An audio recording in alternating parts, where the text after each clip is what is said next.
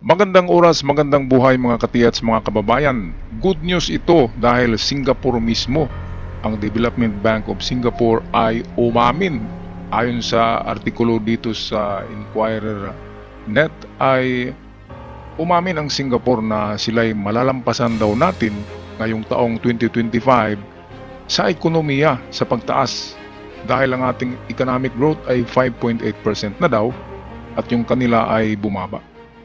Ano kayang mahika ang ginamit ni PBBM? Ito ba ay dahil sa mga ginto na nakalagat dyan sa DBS na mayroong 150,000 metric tons na idiniposito dyan 1980 ni Apo Lakay? Kaya kung yun ang dahilan at baka ay nagka-interest na nga ng malaki, kaya saludong-saludo sila sa Pilipinas ngayon sa pamamahala ni PBBM. Narito ang ulat galing sa ating ka-vlogger sa inyong araw. Ayon sa DBS Bank, ang ekonomiya ng Pilipinas ay naasahang lalago ng 5.8% ngayong 2025. Isang nakakagulat na balita mga kaibigan. Dahil ang mayamang bansa na Singapore ay isang makasaysayang pahayag ang kanilang pinitiwan na talaga namang pag ikaw ay Pilipino, ay ikaw ay magpupugay kamay sa pagiging mapagkumbaba ng Singapore. Dahil for the first time, inamin ng Singapore na tatalunin natin ang kanilang ekonomiya ngayong taon. Maganda talaga ang timing nitong video sa inyong araw. Kasi kahapon lang ang ating vlog ay tungkol dito sa Certificate of Depositor and Trust Deposit na nilagay sa DBS, Development Bank of Singapore. Ito rin yung nagsabi na tumaas daw ang growth rate ng economic rate ng Pilipinas ng 5.8%. Kaya saludo sila sa Pilipinas dahil dito. Ito, the Development Bank of Singapore, DBS, Shenton Way, DBS, Singapore. Okay, meron ditong safekeeping receipt ng nagdeposito. Sino bang nagdeposito? Of course, wala nang iba kundi sina Marcos at yung isa pang Pilipino na universal man, sikat sa buong mundo, JP Rizal. Ito yung account to, sa hindi nakakita ng nakapanood ng video ko kahapon. So ito yung mga code. Ito, account number, international code, security code, warehouse receipt, vault number, merong kompleto to, hindi ito gawa-gawa. At saka yung nag-asay, assay report by Johnson and Matei. Yan ay kilalang mga alahiro sa Amerika. Ang owner ito, asset owner, TBM LSM. Yan, TBM LSM kasi ay very related yan kay Apo Lakay. Pinaniwalaan na maraming naniwala na sa kanya talaga itong account. Pero sa kwento ay dalawa kay JP Rizal at si Marcos lang ang nag-niyan, nag-attorney. Meron nga siyang meron siyang pirma dito hanapin natin sandali. Itong pirma si si Apo Lakay. Ito yata 'yon.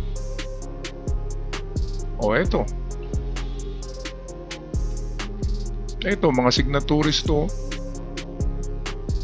Merong Gregorio Licaros, Governor of Central Bank. Nandiyan din ang pirma ni Father Antonio Diaz aka Jose Rizal, at narito rin ang pirma ni Ferdinand E. Marcos, Apo Lakay. At meron pang ibang mga nagpipirma dyan dito sa baba, si Celestino Jaime at saka si JP Flores ng Refinery Department sa EDSA, Quezon City. Ito yung sa basement ng basement ng Central Bank, yung Refinery Department. Buhay pa daw itong si Celestino Jaime. Kaya pwedeng tanungin yan. At itong si Gregorio Licaros. Okay, so tingnan natin ang delivery receipt nito. Meron din ito, the Central Bank of the Philippines delivery receipt. Papunta ito na delivery sa Shenton Way, DBS, Singapore. Ayun, yun. Development Bank of Singapore yan. Diyan nilagay yan. Special Trust Deposit na ng TBM-LSM. Ito yung reference code 1983, restructure date. At meron itong 150,000, hanapin nga natin yun, 150,000 metric tons of gold, of precious metal. Meron siyang asay na 99.9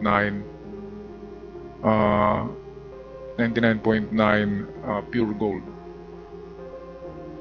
So ito yung ating katibayan na kung bakit ang Singapore or DBS, Development Bank of Singapore, ay nagpahayag na saludo sila sa Pilipinas at baka maanuhan pa sila, malampasan pa sa economic growth. Ito ay dahil dito sa ginto, wala nang iba. Kasi aminado sila napakalaki ng nakalagay dyan. 150,000 tons of precious metals, nakaasay na. At talagang ginto yan. Pero ganun pa man, marami ang hindi naniniwala at marami rin ang medyo nagtataka at marami ang namangha at marami rin ang naniniwala dito. Ako, ano na ako dito 99.9% ako naniniwala dito. Okay, balik tayo sa inyong araw. Paano nila ito nasabi? At parang imposible, pero ito na nga, nangyari na. Isang hindi inaasahang pahayag mula sa Singapore, kung saan isa sa kanilang pinakasikat na bangko, ang DBS o Development Bank of Singapore, ay nagsalita sa isang nakakagulat na pahayag. Pero bago natin ito tignan, ang Singapore, ang bansang kilala sa matatag at mabilis na ekonomiya, ay umamin sa hindi nila akalain na tatalon ng Pilipinas ang kanilang ekonomiya ngayong taon. Yes, you heard that right. Ayon sa DBS Bank, ang ekonomiya ng Pilipinas ay naasahang lalago ng 5.8% ngayong 2025, lampas sa 2.8% ng Singapore at 3% ng Thailand. Ayan, kaya pala umamin ang Singapore na matatalo ang ekonomiya nila ngayong umpisa ng 2025 dahil ay lalampasan natin sila, pati Thailand Kaya nakakamangha nga ito, magic nga ito Meron talagang epekto, merong factor effect ang mga ginto na nakalagay diyan. Singapore 150,000 metric tons nakalagay diyan. Sabihin natin na ibalik na yan ang iba diyan sa Vatican, pero ang interest niyan ay nariyan pa rin. At sino bang beneficiary niyan, di ba? Kaya saludo sila kay PBBM. Ganyan kagaling si PBBM. Kaya yung mga ginagamit ni PBBM na pera diyan, na sinabi nila, naku, ang laki na ng utang, walang utang. Taon-taon tayo nagbabayad ng halos 90% ng ating taon-taon na utang. Simula nang umupo si PBBM, siya lang ang tanging presidenteng nagbayad ng utang natin. Ay yung iba ay tubo lang nabayaran. Si PBBM 2023 ay 98% binayaran niya. Ngayong 2024 ay meron 90% sa utang natin. Trilyones yun Pag upo pa lang ni PBBM ay meron ng 15 trillion na utang ang Pilipinas. At least nabayaran niya ang taon-taon na utang. Yung inutang lang niya ay bayad talaga, wala siyang utang. Panahon ni Pinoy, lalong tumaas ang utang natin, and then sinundan ni Duterte ay lalong tumaas. Kaya ng pag-upo ni PBBM, siya na yung Salvador de Amor na tinatawag, yung nagsasalba ng ekonomiya. Ngayon hindi yan magagawa ni PBBM kung walang aura ng gold. Walang aura, walang power of gold. Whoever controls the most gold in the world ay makontrol niya ang ekonomiya. Ganyan yan. Kaya ay takot ang Amerika kay Marcos noon baka maghari sa Asia. Kaya in-exile. Ang kinakatakutan nila ay yung ginto. Kasi ang ginto naman talaga ang mag-back up ng ekonomiya. Kahit saan, hindi ka makapagprinta ng pera na marami kung wala kang backup gold. Kaya dyan mismo sa Singapore, DBS Bank, of Singapore. Alam nila napakaraming ginto diyan. At kung nakuha naman yon ng Vatican yung dinagay ni Jose Rizal, may natitirang 10% na nahati doon si Marcos sa nilagay diyan. Kaya mayroon pa rin napakaraming ginto diyan na naiwan. At benepisyaryo, walang ibang ating butihing presidente. Kahit ganyan yan, kahit magsalita tabingi, ganyan lang talaga yan. Siguro na mild stroke yan. Kaya ganyan, nahiwi, di ba? Okay, balik tayo sa inyong araw. Napakagandang video ito. % ng Singapore at 3% ng Thailand. Ngunit paano ito nangyari? Ano ang ginawang kakaiba ng Pilipinas para maungusan ang ekonomiya ng isang bansang napakahusay sa global stage? Hintayin mo kaibigan at malalaman mo ang sagot. Ang bagong pag-asa dahil sa literatura ni Pangulong Bongbong Marcos Jr. at ano ang epekto ng Create-More Law. Maraming eksperto ang nagsasabing ang Create-More Law ay naging malaking tulong. Ang batas na ito ay nagpapababa ng corporate income tax mula 25% hanggang 20%. Ibig sabihin, mas maraming negosyo ang may espasyo para lumago, makapag-invest at magbibigay ng mas mataas na kita. Pero hindi lang yan. Ang disinflation at easing monetary policies ngayong taon ay nagbibigay daan para sa isang constructive macroeconomic environment na sinamantala ng Pilipinas. Okay, maganda yan sabi mo, pero sapat ba ito para ungusan ang Singapore? At bakit bumagsak ang pag-asa ng Singapore habang patuloy ang pag-usbong ng ekonomiya ng Pilipinas? Bumaba ang kumpiyansa sa ekonomiya ng Singapore. Ang kanilang growth forecast ay bumagsak sa 2.8% dahil sa global uncertainties at mabagal na domestic consumption. Ito idagdag ko lang dito Bakit bumagsak ang kanilang economic growth bigla? 2.8% pagbaba Mayroon akong conspiracy theory dyan. Baka bago lang ay kinuha ang mga deposito na ginto dyan at nilipat sa ibang bangko. Kasi napakalaki noon, kahit sabihin natin sa 150,000 metric tons mayroong natirang 100 tons lang, kahit ganyan lang, o 200 tons. Pera na yun, di ba? At kapag i-withdraw yun, yung 150,000 metric tons, of course, wala nang gagamitin ang bangko. At yun siguro sa palagay ko ang nagpa-boom sa Singapore Yung napakaraming ginto na yun. Kasi magagamit nila yun, di ba? Magagamit nila yun. Halimbawa, nagdeposito ka ng pera sa bangko, di ba yung pera mo, pinapautang nila. Sinicirculate nila, nilalagay sa mga business, pinapautang, tinutubuan. Ganyan din yung mga ginto ni JP Rizal at ni Marcos.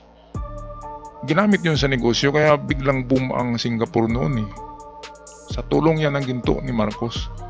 Isabi nga sa akin ng isang OFW na doon sa dyan mismo sa Singapore ay yung kanyang binabantayan ng mga bata, ng mga inchik sa Singapore ay meron daw subject na Jose Rizal. Paano nangyari yan? May subject na Jose Rizal. Singapore yan Nag-aaral daw ng tungkol kay Jose Rizal. Iyan yung katibayan na si Jose Rizal ay isang hero sa Singapore. Baka sikreto na si Jose Rizal ang nagsalba, ang nagpa-boom, nagpalago ng ekonomiya ng Singapore noon dahil sa mga gintong yon na 150,000 tons. Bakit isasama sa subject ng Singaporean elementary ang Jose Rizal? Hindi naman yan Singaporean, di ba? Yan ang pinagtataka ko talaga. Kaya naniniwala na ako na si Rizal ay universal man at maraming transaksyon si Rizal sa Germany, diyan sa Europe, marami siyang transaksyon ng mga ginto. Kaya ginagawan siya ng mga rebulto diyan. Di ba hero siya Hero siya sa ibang bansa dahil diyan sa pagpapahiram ng mga ginto. Kasi tinatawag yan na a wealth for humanity. Galing talaga yan kay Rizal. And then nabahagian si FM and then nakahukay naman si FM ng nasa tatlong treasure site ng World War II. Kaya marami talagang ginto si FM. Marami, pero mas marami yung kay Rizal. Kasi buong mundo sinasalba ng Rizal Gold na alam natin na Marcos Gold. Okay, so tapusin natin ng video. Paano ang Trump factor? Narito ang twist. Bagamat si Trump ay nagbigay ng bagong hamon sa Pilipinas sa usaping remittances, nanatili tayong matatag dahil sa ating domestic consumption strength. Ika nga, kahit magulo ang labas, ang lakas ng loob natin ay nagmumula sa loob. Ang mga taon ng pag-aaral at paghahanda ay nagbunga. Ngayong taon, hindi lang natin naumusan ang Thailand, kundi pati na rin ang Singapore. Wow, napakaganda. Nalampasan natin Singapore at Thailand sa ekonomiya. Totoo yan. Mga kababayan, meron kasing mga negative dito na pumapasok sa channel ko. Ang gawin nyo ay i-search nyo sa Google Economic Growth of the Philippines at makikita nyo ang graph, ang analytics ay pataas ng pataas. Tingnan ko yan kasi akala ko rin ay mga fake news ito. Pero hindi, galing sa Inquirer Net Galing sa Inquirer na pahayagan ito. Kaya hindi ito fake news. Totoong tumataas, lumilipad na ang ating ekonomiya, soaring high like an eagle. Ganyan. Dahil yan sa ating governance. PBBM, matanglawin. Hindi lang matanglawin yan. Genie in the lamp. Merong mga tinatagong ginto na of course sasabihin niya wala, pero klarong-klaro naman na isang budiga sa likod ng bahay nila sa Baguio City ay punong-puno ng mga original documents ng Marcos Gold. Alright, so ako'y magpaalam na. Maraming salamat at sa mga bago pa lamang nakabisita sa aking channel, salamat sa inyo at salamat sa inyong pag-subscribe. I-subscribe niyo ito, malaking tulong sa akin at sa ating mga kababayan. Hanggang sa muli, God bless us all. God bless the Philippines.